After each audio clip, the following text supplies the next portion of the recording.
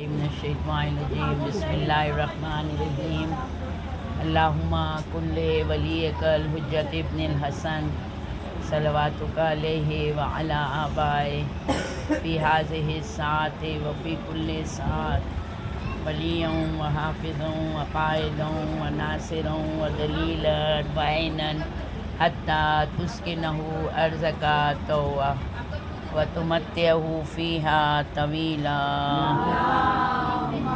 صلی علی محمد وآل محمد فاتحہ۔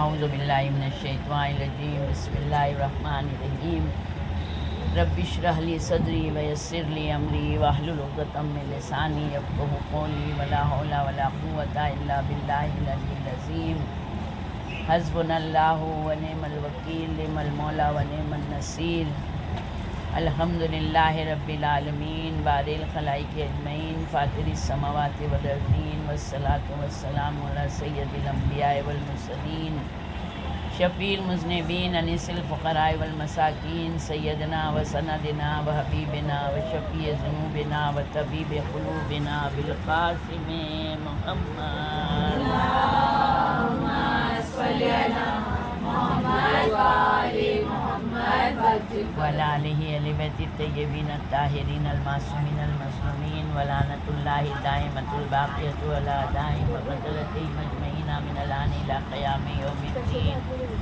اما بعد فقد قال اللہ تبارک و تعالی فی کتابہ المجید وفرقانہ الحمید بسم اللہ الرحمن الرحیم انا للہ و انا الیہ راجعون۔ یقیناً ہم سب اللہ کی طرف سے آئے ہیں اور اللہ کی طرف جانا ہے۔ تمام تعریفیں اس پروردگار کے لیے ہیں کہ جس نے اس کائنات کو خلق کیا چاہتا معصومین علیہ السلام کی محبت میں اور ان کی اطاعت کو واجب قرار دیا تاکہ ہم اس دنیا میں جیسی زندگی جینا ہے، کتنی زندگی کس طرح سے جینا ہے، اس طرح کی زندگی جی کے آخرت کی تیاری کریں۔ یقیناً جس نے بھی اپنے ماں کا شکم دیکھا ہے اس کو زمین کا شکم دیکھنا ہے۔ ہم سب مٹی سے پیدا ہوئے ہیں، مٹی میں جانا ہے۔ انسان اگر اپنی خلقت کو دیکھے، اپنی پیدائش کو دیکھے تو ایک نجس قطرے سے اس کا وجود ہوا اور مرنے کے بعد پھر وہ نجس ہو جاتا ہے۔ اس مختصر سی زندگی میں انسان دنیا کی رنگینیوں میں، دنیا کی رنگ چکا چوند میں ایسا کھو جاتا ہے کہ وہ آخرت کو بھول جاتا ہے۔ مگر وہ پروردگار کہ جس کا ہم شکر ادا کریں کہ وہ ہم کو بار بار جھنجھوڑتا ہے، وہ ہم کو بار بار بیدار کرتا ہے، یاد دلاتا ہے۔ قرآن میں آیتیں ہیں کہ تم کو خالی اس دنیا کے لیے پیدا نہیں کیا گیا ہے۔ یقیناً ہماری زندگی جو ہے بے مقصد نہیں ہے اور اس دنیا ہی کے لیے ہم کو پیدا نہیں کیا گیا ہے۔ یعنی ہماری زندگی مقصد ہے زندگی کا کہ اللہ نے ہم کو پیدا کر کے اس دنیا میں امتحان رکھ دیا اور یقیناً ہم کو دوسری دنیا کے لیے پیدا کیا گیا ہے اور اس دنیا میں جانے کے لیے ہم کو کافی راستے طے کرنا ہے، منزلیں طے کرنا ہے، اور وہ منزلیں ہماری طے ہوں گی اس چھوٹی سی زندگی کے بعد میں۔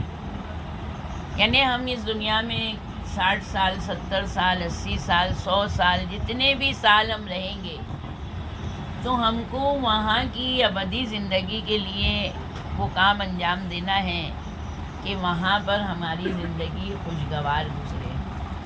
تو یہ بھی اللہ کا کروڑوں احسان ہے کہ ہم جتنا بھی شکر ادا کریں کہ جو سب سے اہم ترین چیز ہے، جو ہماری نجات کا سب سے بہترین ذریعہ ہے، وہ پروردگار نے ہم کو نوازا ہے، ہم اس خاندان میں پیدا ہو گئے کہ پروردگار نے ولایت اہل بیت علیہم السلام، اللہم صلی علی محمد،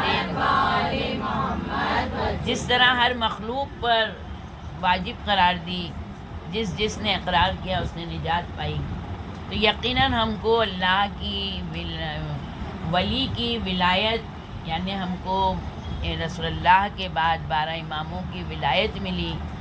اس ولایت کے ذریعے ہماری زندگی جو ہے کافی آسان، یعنی انسان جو ہے دیکھیں نسیان سے بنا ہے، یعنی انسان بھولنے والا ہے۔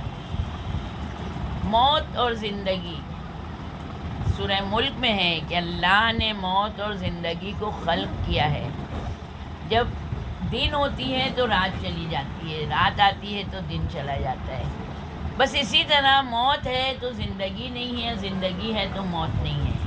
دونوں چیزیں اللہ کی خلقت ہیں اور ہر انسان کو اس سے گزرنا ہے، مگر کسی کی منزل کسی کا زیادہ دن کا ہے اور کوئی جو ہے تو بہت کم دن کے لیے چند سالوں میں چلا جاتا ہے۔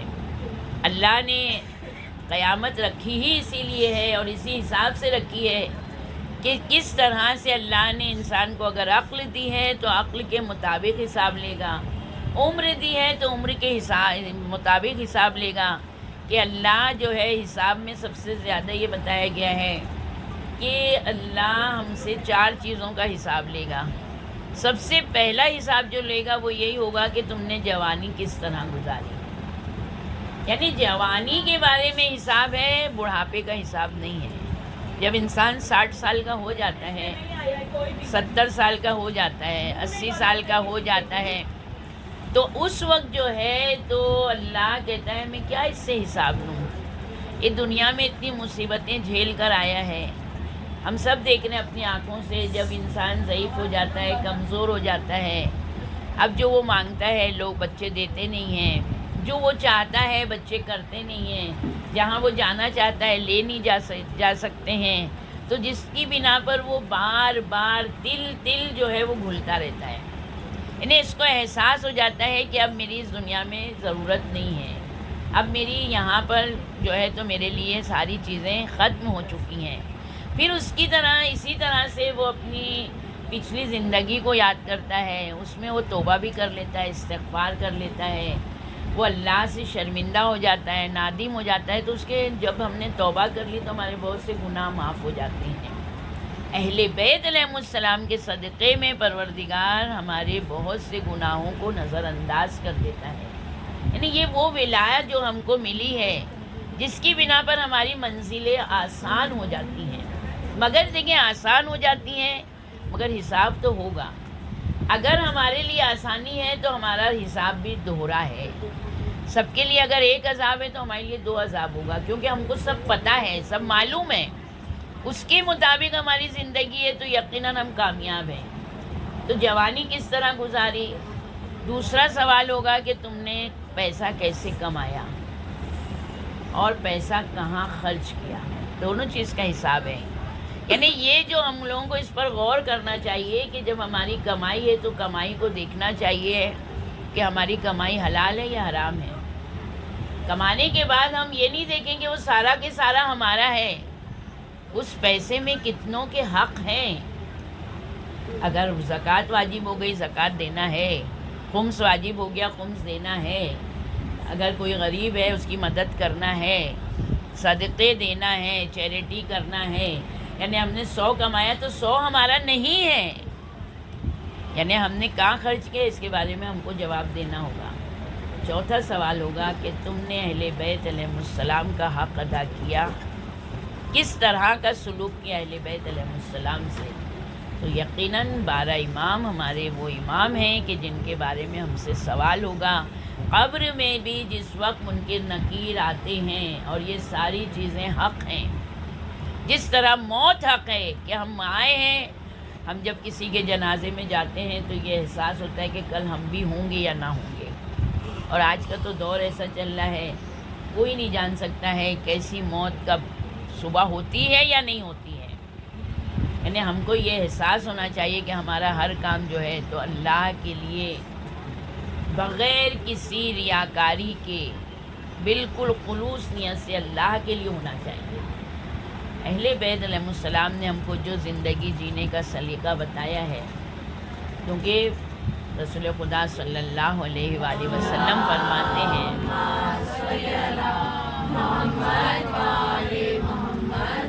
کہ یا علی تمہاری محبت 7 جگہ پر کام آئے گی۔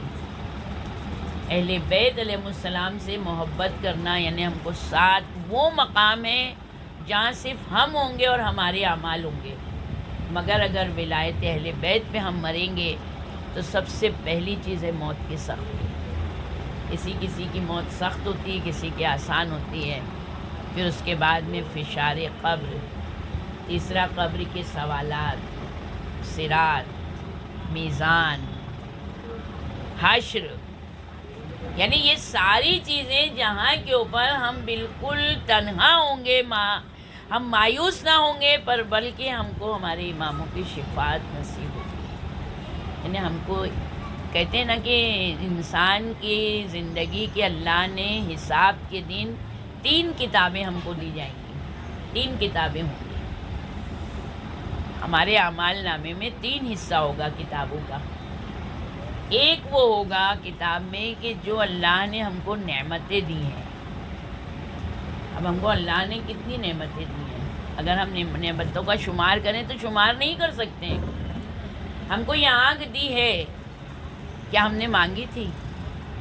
کیا محنت کرنا پڑی ہم کو؟ پیدائشی اللہ نے دی۔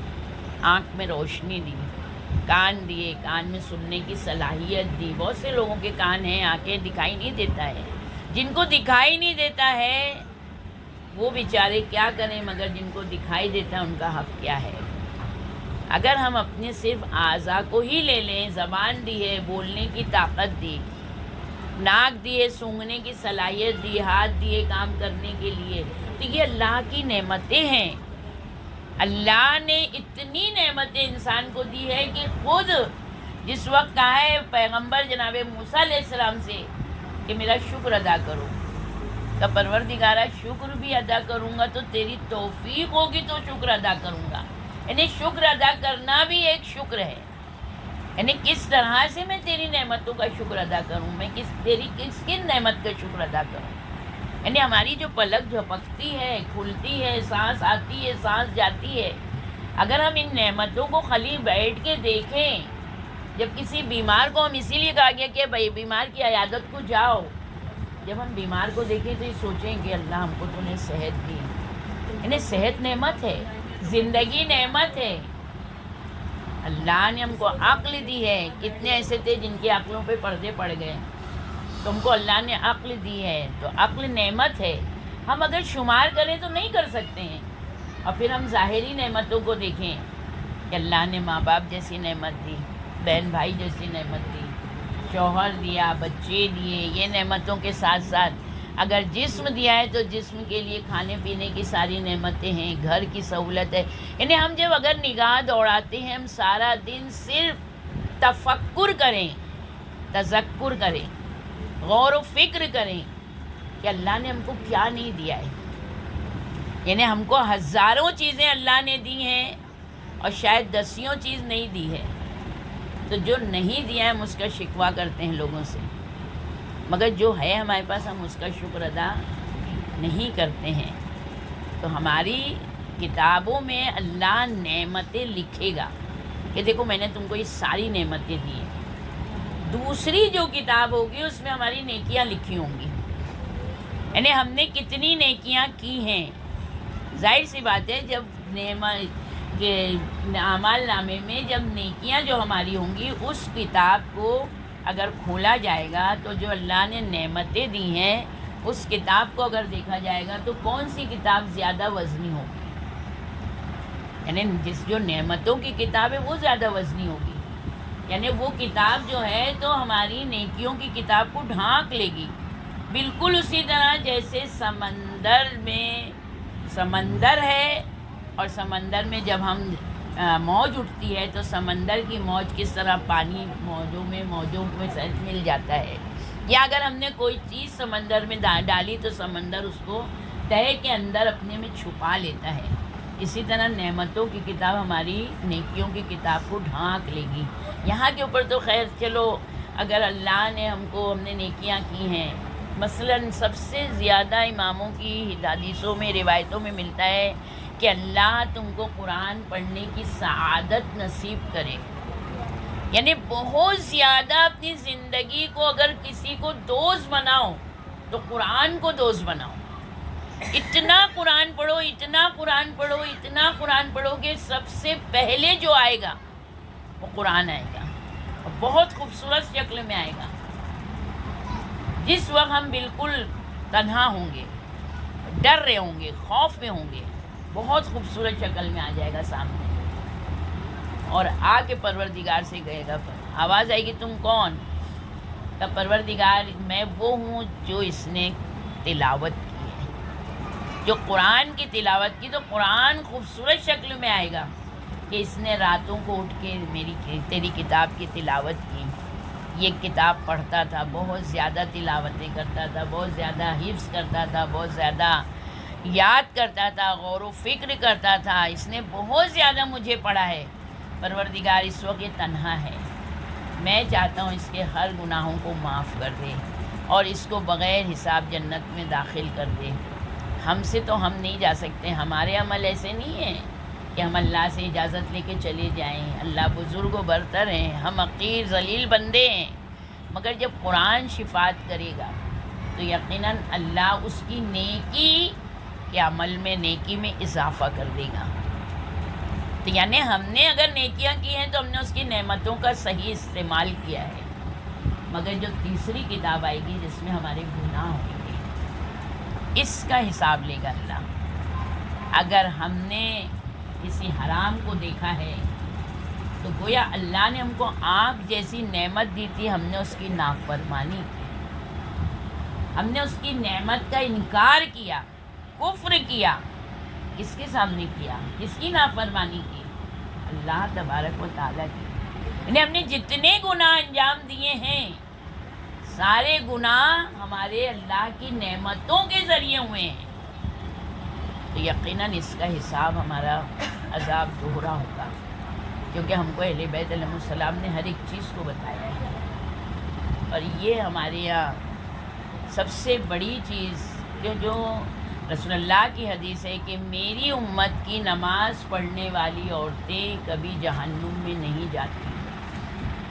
بہت حدیث واضح ہے ایک دم. یا رسول اللہ نماز بھی پڑھتی ہیں، بہت زیادہ نمازی، مگر جہنم میں کہاں؟ کس بنا پر؟ زبان کی بنا پر. جھوٹ، چغلی، عیب جوئی، یہ تین چیزوں کا اتنا زیادہ ویل یہ ہے نا، ویل لکل ہمزۃ لمزۃ، تانا دینے والے، عیب جوئی کرنے والے، بہت زیادہ ان کا. فضیل ایک صوفی تھے. صوفی کے بہت سے شاگرد ہوتے ہیں. صوفی جو کہہ دے گا، جیسے ہم لوگ تقلید کرتے ہیں، جو ہمارے مرجع نے کہہ دیا ہم کو اس کو ماننا ہے.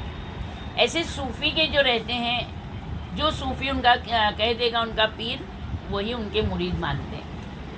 تو فضیل کے ایک اسٹوڈنٹ جو بہت زیادہ فضیل سے قریب تھے، بہت عالم سکرات میں آ گئے. سب نے کہا کہ فضیل سے کہ آپ کے اسٹوڈنٹ بہت زیادہ بیمار ہیں. تو وہ گئے کہ چلو میں ان کو شہادتین پڑھا دوں. تو انہوں نے جا کے سب سے پہلے قرآن کھولا. جب قرآن پڑھنے لگے، وہ عالم احتضار میں ہی انہوں نے اپنے استاد سے کہا کہ قرآن بند کر دو، قرآن نہیں پڑھنا. دیکھیں یہاں موت کتنی مشکل ہے. انہوں نے بند کر دی، کتاب بند کر دی. انہوں نے کہا لا الہ الا اللہ محمد رسول اللہ پڑھو. انہوں نے منہ بھینچ لیا. بہت کوشش کی، انہوں نے نہیں پڑھ سکے. انہوں نے بہت کوشش کی، ہر چیز پڑھانے کی، کچھ نہیں پڑھ پائے، یہاں تک کہ ان کا دم نکل گیا. فضیل بڑے پریشان. صوفی تھے. صوفیوں کو اللہ ایک حکمت دے دیتا ہے حالانکہ وہ ان کا غلط نظریہ ہے، غلط طریقہ ہے وہ بننے کا، مگر پھر بھی اللہ دنیا میں ہم نے اگر اللہ کا ذکر کیا تو اللہ ہم کو کچھ چیزیں نواز دیتا ہے جس کو الہام کہنے لگتے ہیں۔ تو وہ صوفی فضیل بڑے پریشان کہ یہ مسلمان موت نہیں مرا ہے۔ کئی دنوں کے بعد خواب میں آیا تو پوچھا کہ کیا بات ہے، تم نے شہادتین نہیں پڑھی، قرآن کو منع کر دیا، تم اتنے اچھے میرے شاگرد تھے۔ کہا کہ ہاں، مجھ میں کچھ عیب ایسے تھے کہ جو میں جس سے باز نہیں آیا۔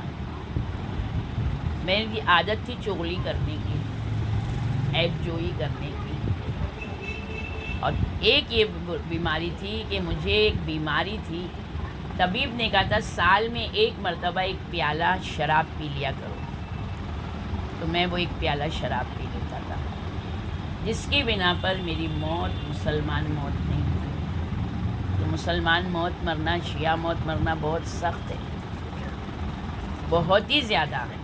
اور اسی کی طرح ہم دیکھتے ہیں کہ ہمارے چھٹے امام جعفر صادق علیہ السلام کے پاس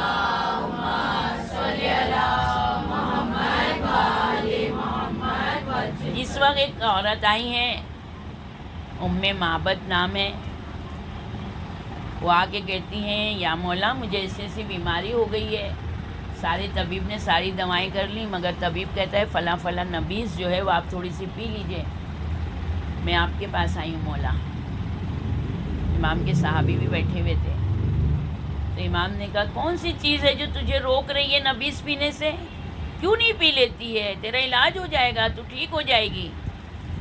وہ کہتی ہے مولا میں آپ کی مقلد ہوں، میں آپ کی تقلید کرتی ہوں، آپ جو کہیں گے، اگر کہیں گے پیو تو پیوں گی، اگر آپ منع کر دیں گے تو منع کر دوں گی۔ کل پروردگار کے سامنے میں سرخرو رہوں گی کہ میں نے اپنی زندگی اپنے امام کی اطاعت میں گزاری ہوں، مجھے نافرمانی والی زندگی نہیں چاہیے، اطاعت والی موت بہتر ہے۔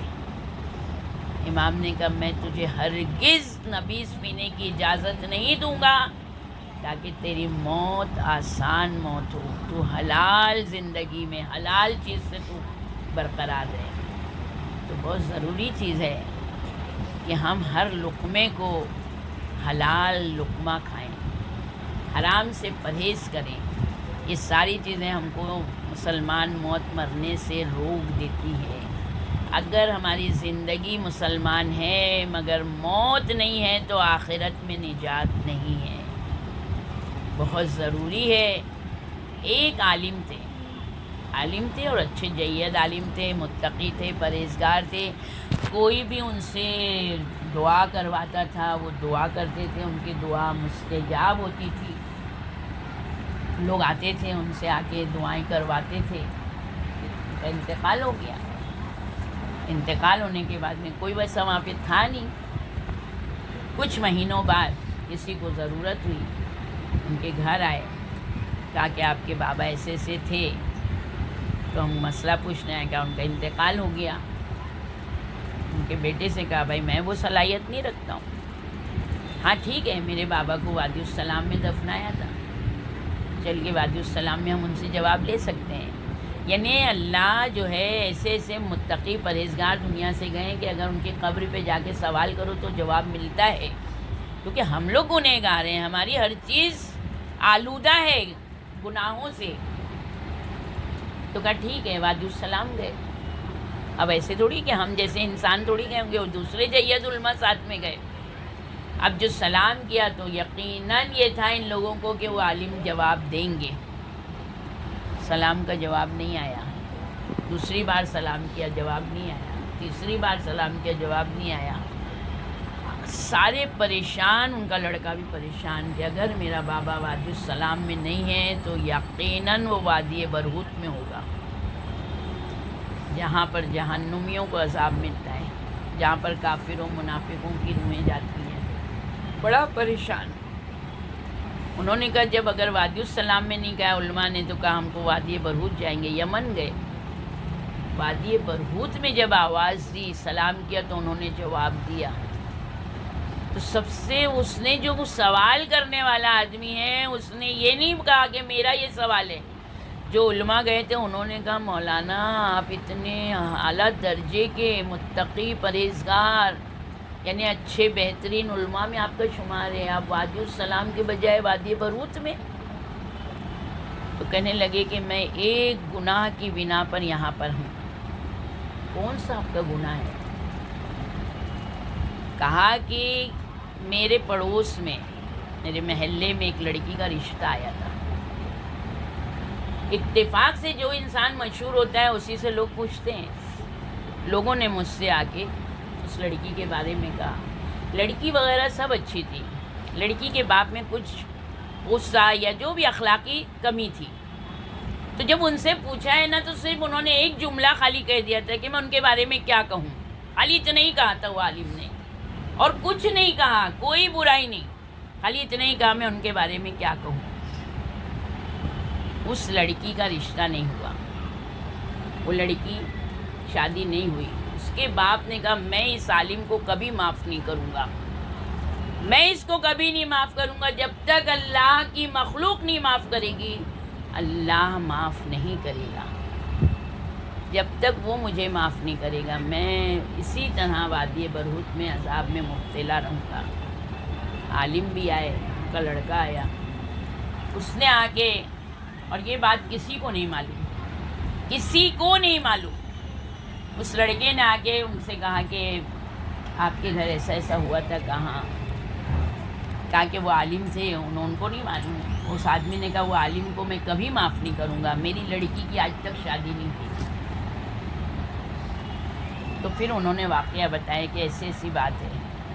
جب یہ سنا تو مومن تھا، تو میں نے ان کو معاف کیا، میں نے دل سے ان کو معاف کیا، پروردگار ان کو معاف کر دے۔ تو دیکھیں ایک جملہ انسان کا، انہوں نے کوئی چغلی نہیں کھائی تھی، عیب جوئی نہیں کی تھی، مگر بنتا کام بگڑ گیا تھا ایک جملے سے، تو جہنم کا عذاب میں مبتلا ہونا پڑا۔ بس پروردگار سے ہم لوگ دعا کریں کہ ہماری جو بھی زندگی ہے، ہماری غفلت کی زندگی سے ہم بیدار ہو جائیں۔ ہم لوگ کبھی بھی یہ نہیں سوچیں کہ ہماری زندگی کتنے سال کی ہے، یہ سوچ لیں کیا پتہ یہ صفِ ازاں پر آج بیٹھے ہیں، کل کوئی ہماری مجلس میں آئے گا، ہم آج کسی کی مجلس میں جائیں گے، کل کوئی ہماری مجلس میں آئے گا۔ یہ دنیا کا دستور ہے۔ یہ تو سلام ہو مادر حسین پر کہ جن کے بیٹے کی فرش ازاں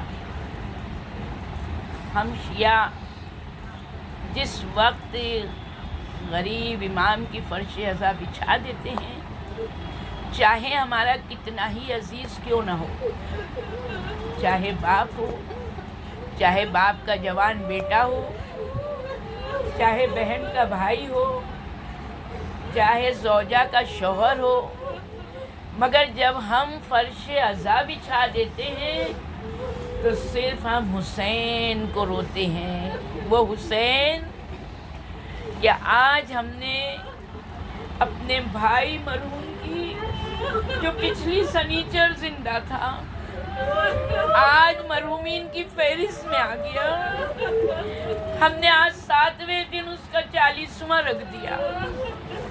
آج 40ویں کے دن بہت سے لوگ آئے ہیں، کیوں آئے ہیں؟ 40ویں کی مجلس ہے، آج آخری فاتحہ ہے، ہم نے امام حسین کی مجلس رکھی، سارے لوگ آئے ہیں، قرآن بھی پڑھا گیا، تسبیحاں بھی پڑھی گئیں، مگر میں کہوں گی ذرا سا کربلا کا رخ کر لے۔ ہم لوگ کہتے ہیں نا ہم کو کیوں اس حسین کا غم اتنا مناتے ہو؟ اس لیے کہ غریب الوطن تھا حسین۔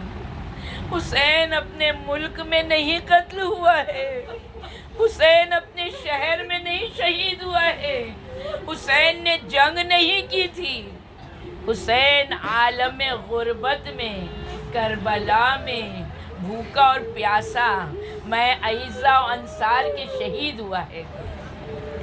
جس وقت اب ہمارے گھر میں امام باڑے سجیں گے، جب چاند دیکھیں گے ہم، جب چاند دیکھتے ہیں ہم، ہمارے آنکھوں میں خود بخود آنسو آ جاتے ہیں۔ یہ سوچ لیں یہی چاند فاطمہ صغریٰ بھی دیکھتی ہوگی، یہی چاند زینب نے بھی دیکھا ہوگا، یہی چاند شہزادیاں دیکھتی ہیں، یہی چاند ام لیلہ بھی دیکھیں گی، یہی چاند ام فروہ بھی دیکھیں گی۔ میں کہوں گی بی بی آپ کی بھائی کی فرش ازاں بچھائی ہے، آج میرے بھائی کی فرش ازاں پر آئی ہے بی بی، آپ کی بھائی کی مظلومی کے صدقے میں میری بی بی ان آنسوؤں پہ ترس کھائیے، ان آنسوؤں کے نذرانے کو قبول کیجیے۔ ہم نے اپنے بھائی کا 40واں کیا، قبر میں دفن کیا ہے، مجلس کی ہے، ہائے غریب حسین۔ جناب سیدہ نے یہی تمنا کی تھی، بابا میرے لال پہ کون روئے گا؟ کہ اللہ ایک قوم کو پیدا کرے گا جو جوان جوانوں کو روئیں گے، بوڑھے بوڑھوں کو روئیں گے۔ میری بی بی آپ نے جو کہا تھا، آج ہمارا کوئی جوان مرتا ہے ہم حسین کی مجلس کرتے ہیں، کوئی بوڑھا مرتا ہے بی بی ہم حسین کی مجلس کرتے ہیں۔ آنکھوں کے سامنے دیکھ کے جب ہوتا ہے نا سانحہ یا واقعہ ہمارے سامنے ہوتا ہے تو دل کو سکون ہو جاتا ہے کہ ہم نے دیکھا ہے، ہم نے لاش بھی دیکھی، ہم نے کفناتے ہوئے بھی دیکھا، ہم نے نماز جنازہ بھی دیکھی، ہم نے دفن ہوتے ہوئے بھی دیکھا، مگر ہائے فاطمہ صغریٰ، وہ صغریٰ جو اپنے بابا کا، اپنے بھائی کا انتظار کر رہی ہے۔ ارے میرا بابا بھیجے گا، میرا بھیا آئے گا لینے، مجھے لے کر جائے گا، مگر صغریٰ کا انتظار جب آیا ہے قافلہ، صغریٰ کا بابا نہیں تھا۔ ایک مرتبہ پھوپھی کی آغوش میں آ کے کہتی ہے، پھوپھی اماں میرا بابا کہاں ہے؟ کہ صغریٰ تیرے بابا نے بہت کوشش کی تھی تجھے بلانے کی، صغریٰ تیرا بابا عاشور کے دن بھوکا پیاسا دنیا سے رخصت ہو گیا۔